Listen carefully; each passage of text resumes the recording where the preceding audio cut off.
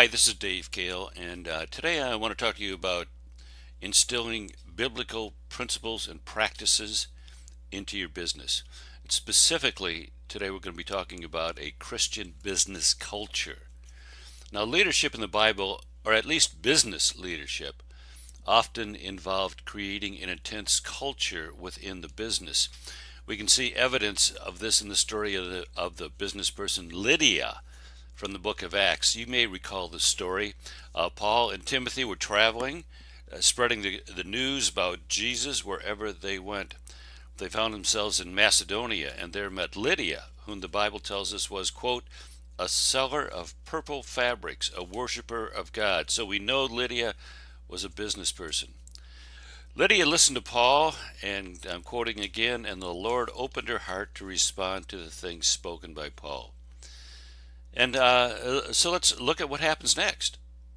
And again, I'm quoting Acts 16:15. And when she and her household had been baptized, she urged us, saying, if you have judged me to be faithful to the Lord, come into my house and stay. So Lydia, who had been a follower of God, heard the gospel and responded. Her whole household followed her lead and was baptized along with her. Now this is one example. There's several others, but this is one example of a phenomena that we see multiple times in the Bible, and that's this. The head of the business decides to follow Christ, and the entire household, all the family, the slaves, the servants, and the employees, follow that lead. Now, just as an aside, a biblical household is an economic unit. A lot of people think it's a family. No, it's much larger than a family. For want of a better term, it's a business. So when you see the word household in the Bible, think in terms of business. So let's stop a minute and think about what this says about the relationship between the head of the household, in our times that would be the CEO, the head of the household, and the folks who worked in the business. What does this incident, this event, have to say about that? Well, there must have been an intense relationship between the head of the business and the employees.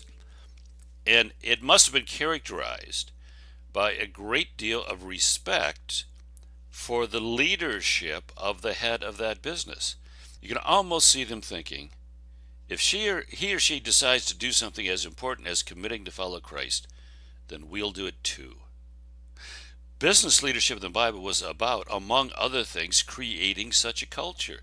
Now that culture fits perfectly with the biblical mandate to love one another. I'm going to quote here John 13, verses 34 through 35. Jesus said, I give you a new commandment, love one another. As I have loved you, so you also should love one another. This is how all will know that you are my disciples, if you have love for one another.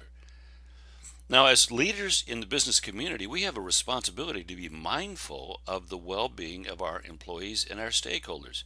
Love one another begins with loving family and those employees, consultants, contractors, etc., to such an extent that they would gladly follow your lead on important decisions.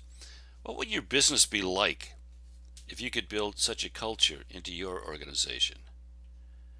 Well, just imagine the implications. Your people would feel included and valued. They would grow to respect you and love you back. Productivity would skyrocket. Conflict within the business would ebb. Harmony would take over. Individuals would feel like there was freedom to take risks and grow.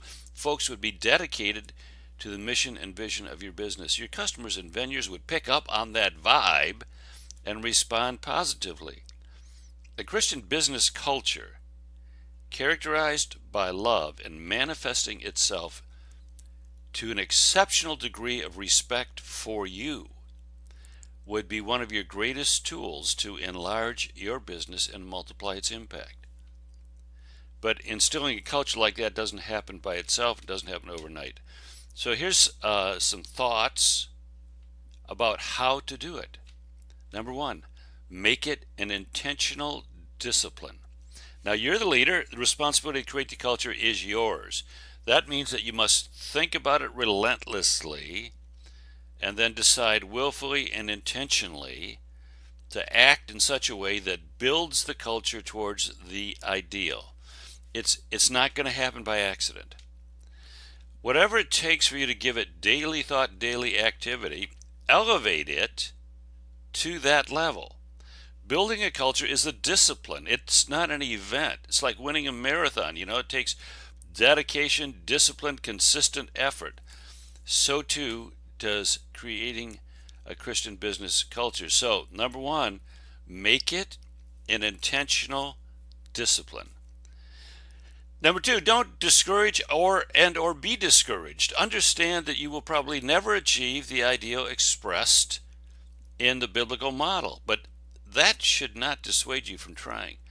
Vince Lombardi put it this way: we will relentlessly strive for perfection, knowing full well that we'll never attain it because no one is perfect. But we will strive for protection because in the process we'll catch excellence. And excellence in a Christian business culture is worth the effort.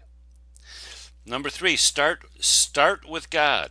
Creating a culture characterized by Christian love begins with developing a loving relationship with God.